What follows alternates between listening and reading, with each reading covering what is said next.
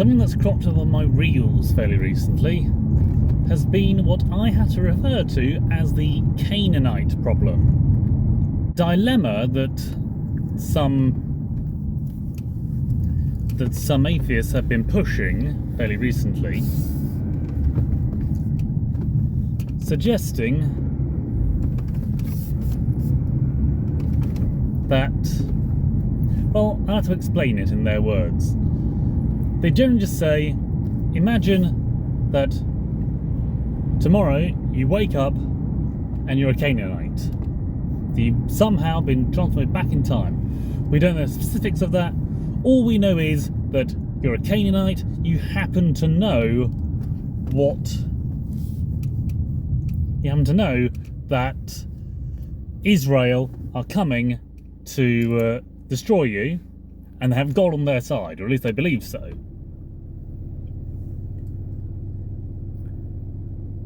Are you going to fight? Some of them further explain that you have a wife and children, you basically have a family, you have people there that you care for, that you love.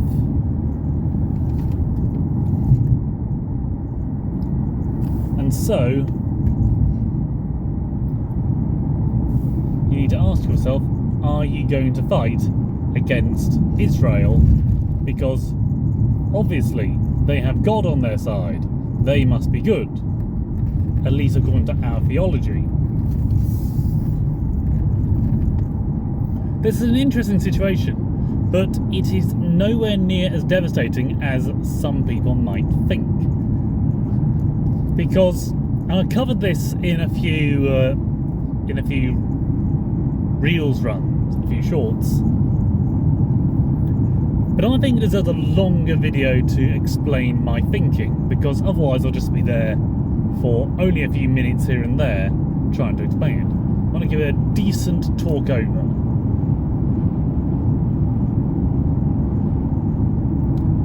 So, it sounds like based on their information, they're just saying that you wake up, you're a Canaanite, you're aware that you're a Canaanite, and that you're also aware that Israel will be attacking to wipe you off the face of the map.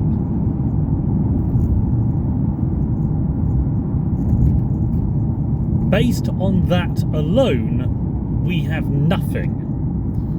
If we assume that you're just going to be a Canaanite with knowledge of what Israel is going to do, I think it falls down to a number of different scenarios. The first is, as I'm going to say, the prophetic Canaanite. A Canaanite who happens to know what's going to happen. Someone, they know it's Israel, is going to come along and destroy them, knowing they had the full might of God at their back. Hence, I call it the prophetic Canaanite. Are you going to fight?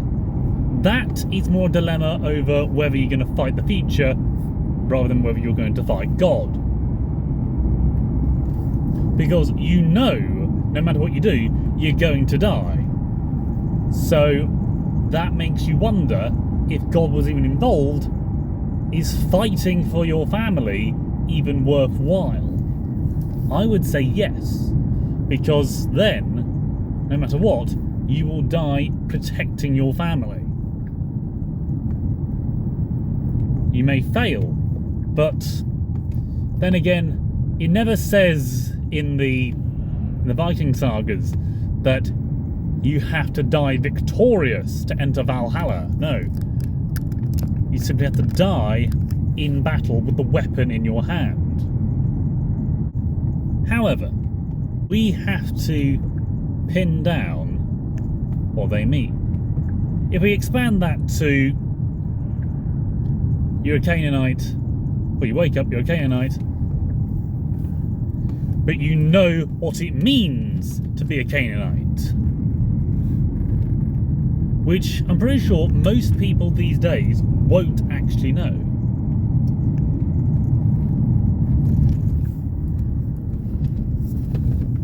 Then we have 3 more scenarios. I think about 3 anyway. I'll probably end up over a month to go, but we'll see. Let's see. The first of these extra scenarios is the Canaanite, is again the prophetic Canaanite with understanding of what it means to be a Canaanite. The true Canaanite prophecy.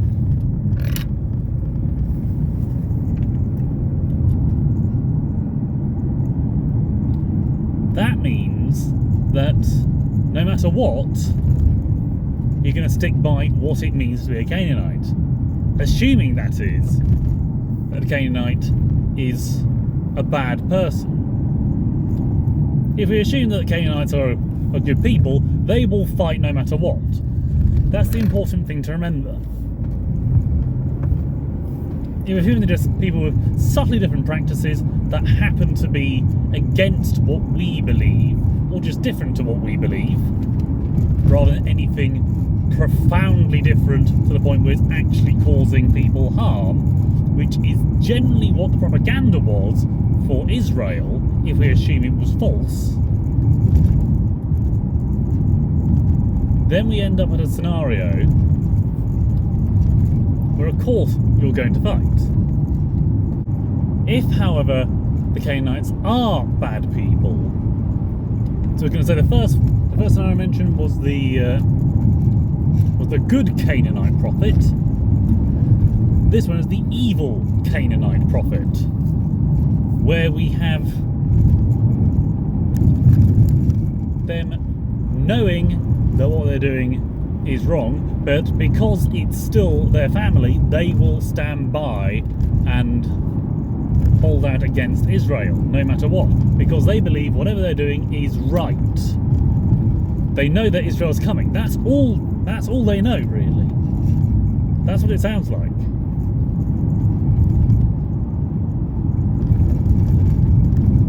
If, however, we're going to put them in the scenario of the Canaanites are bad, and it's us waking up with today's morals,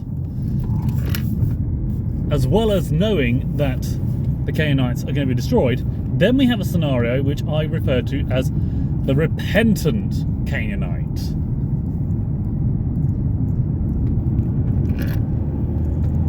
Which is where we have a Canaanite who knows it's wrong and wants to change, more than likely. But at this stage they know that Israel has given them many chances before. But at this stage,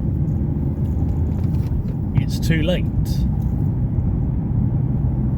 You may say, what's the point of sending them back to this point? But we're not going to delve into the minutiae of why they were sent back to that exact point. Oh no. Why they were giving that message at that point. No, we're not going to go into that detail. That's why we had this thought experiment. That's why the AFS were on us. We're not going to give them satisfaction of giving them a way out.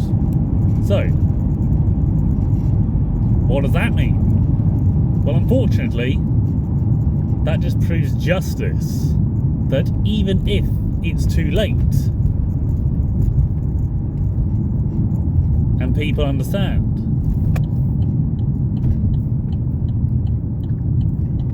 they need to understand the situation and that justice will be served.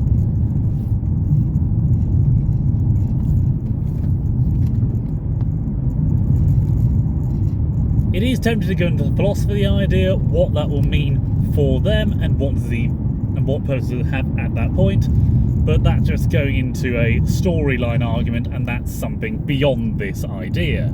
I've got to mention that because that's where my mind is going at the moment. But if we see that people are that this Canaanite knows that what they've been doing is evil, and they know that Israel will be coming to wipe them off the map under the rule of God, then fighting's a different option entirely. I know I'm making it sound like it's a Canaanite doing this, rather than someone like me who will be a Canaanite in this scenario. But if I just say me, then really we're basing it around my point of view, and that could be completely irrelevant. But I suppose I'll put myself in those situations. So the first one, the prophetic Canaanite. I simply go back in time. I don't know what a Canaanite is. I don't know what it means to be a Canaanite. I don't know they've done good or evil. All I know is that I've got a family, I love them, and Israel's coming to wipe us out. Thanks be to God. Deus Vult. In this situation, I will fight because, well, I will defend my family. This is naturally assuming I have any weapons to defend myself, which is another situation that they never really clarify. So is fighting even possible at this stage? We don't know. I'm going to assume so purely because why would they even bring it up? The second scenario, the good Canaanite, the good Canaanite prophet, where I get transferred back in time, same situation, only this time I know what a Canaanite is, and they're good people. Here, I'm going to say, again, I will fight. But again, it's for defending my family, not because of the Canaanites. Because in those situations, I will have no loyalty to the Canaanites. None at all. I'll have loyalty to my family. You may say that's something completely different, but if I still have knowledge of everything that's happening today, and I know the Canaanites are good in this situation, I will still fight to defend my family. Third scenario, the evil Canaanite prophet.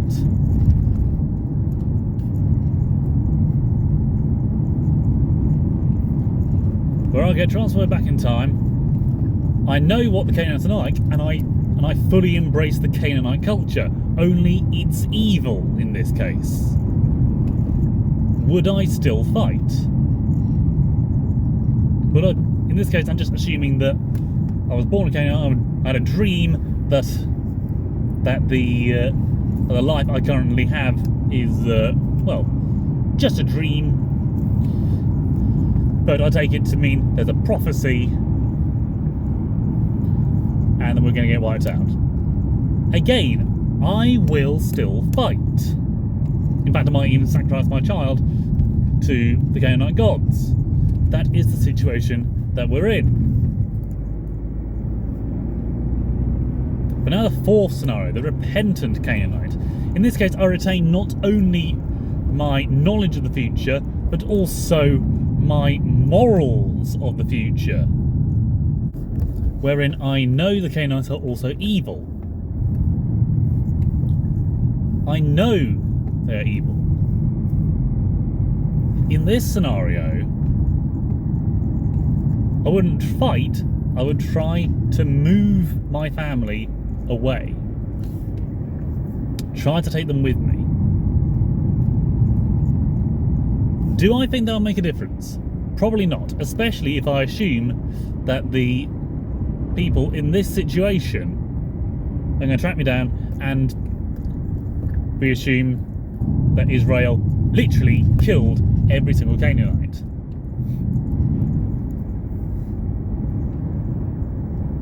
Is that going to work? Unlikely.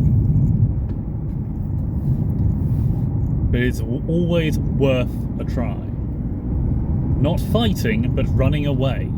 They might say I'm just saying, oh no, I'm not going to fight, so I'm going to let people attack. I'm going to assume a small family, so it's the family that I am going to have fairly soon. With only 2 adults, 2 children. Is that going to make a difference? Unlikely. They might say, oh no, you got a bigger family, but that's just changing the goalpost at that point. Then we end up in the situation where some people are saying, are you going to leave your senior family? Are you going to leave your senior tribesmen? If you got the morals of today, you're going to use the Christian mindset, especially in my case, to say, they are dragging me into sin in this case, I need to leave. which may end up me leaving my family behind. It may not be a pleasant thing, but unfortunately that is going to be the case. Some might say, no matter what, Israel will kill you. You made the effort. That's the important thing. You may lose face in the eyes of your tribe, but if the God of Israel is the right God, then that's going to be a different scenario entirely, especially when you get to the afterlife. It's not like you have to defend the tribe from every situation. So that is my position on it. You might say that I'm just copping out. No, I'm standing up, I'm being honest here. This is what I'm telling you. And these are the scenarios that I see.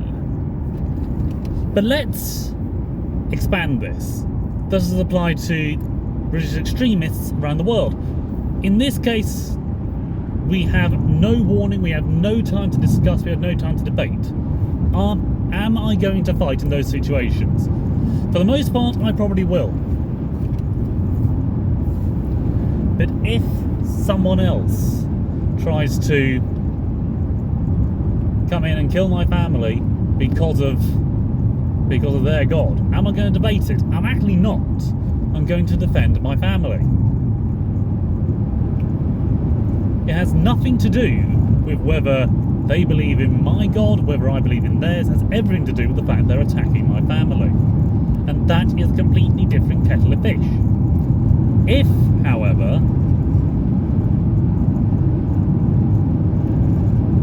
as is going to be the case they're trying to present, I see someone who is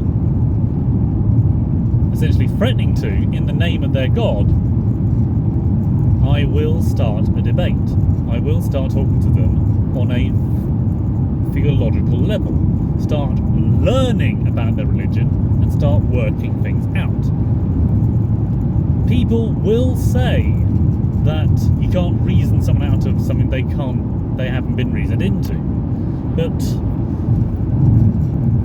a contemporary of Christopher Hitchens did indeed say that you can indeed reason someone out of something they didn't reason themselves into.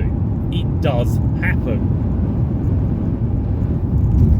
The question is, how do you start it? How do you approach this? That takes the time. That takes the consideration. You might say that I'm simply taking this out of context, but hey, you gave the context, I'm merely running with it as best I can. In the case of all I see is them attacking my family, I don't care what God they follow, be it mine or be it another. I will fight back. That is just the case. If you're trying to make a broader philosophical argument about that situation, then really that's making it sound more callous than it actually is. But now that I've got that bit out of the way, I want to address something that actually ties into this. The idea of colonialism being linked to proselytization.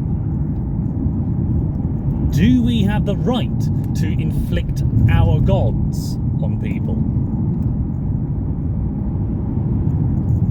I would say we have to consider that in terms of our own civilization. Do we have the right to inflict our civilization on people? And civilization, if you say civilization has nothing to do with religion, but colonization has everything to do with religion, then really we are trying to split hairs in ways that were never meant to be. Because if religion had nothing to do with civilization, then, strictly speaking, it would also have little to do with colonization. The idea that we have to expand our civilization. And if we accept that colonization had a lot to do with religion, then we have to accept that civilization has a lot to do with religion. So they're sort of intertwined. Some people might argue that, by all means do. To be honest, I'm pretty sure people will argue anyway. It's all twisting around each other. But if we just say that our ideas are better than others, you might say it's very much a religious idea. Unfortunately, though, that is not the case, because some aspects of civilization are actually better than others, and strangely enough, they have more to do with human rights. They have more to do with animal rights. They have more to do with sanitisation. They have more to do with infrastructure, ideas of ensuring no one has to suffer. We're basically saying that our ideas are better than others because in our mind they are better. That is always going to be a question when it comes to colonisation. Certainly when we look back on it with hindsight. You may say colonisation far more to do with gaining resources, and that is true in many cases. But if you try putting the ideas, if you try saying that putting our ideas into the other civilization, even if we can call it such, and start saying, yeah, it's all down to religion alone, then you're really splitting hairs, because in essence, we can say the same about scientific advancement. We're trying to push actual scientific data on people that clearly shows they help, and yet they're saying no. You might say, that's never happened to us. It honestly does. You may say those people that resist scientific advancement are backward, bigoted, just refusing to change. But if we think about it from their perspective, someone's trying to barge in, change their way of life. The second you change it from science to religion, you might indeed say, hang on, that is wrong. Really? That's going to be an interesting one, surely. So I'll leave you with that thought. And I'll leave you with my position on the Canaanite argument. And those of you that do your own channels, by all means respond to this as well, and discuss whether you would fight if Israel came to your door, and ask yourself whether their religion would even factor into it when someone's trying to kill your child. Some people may say that are taken out of context and just refuse to accept that the Bible loses all authority in this case, or moral authority. But unless you actually understand the major context and not just take the information that you're given in this scenario, which often you are,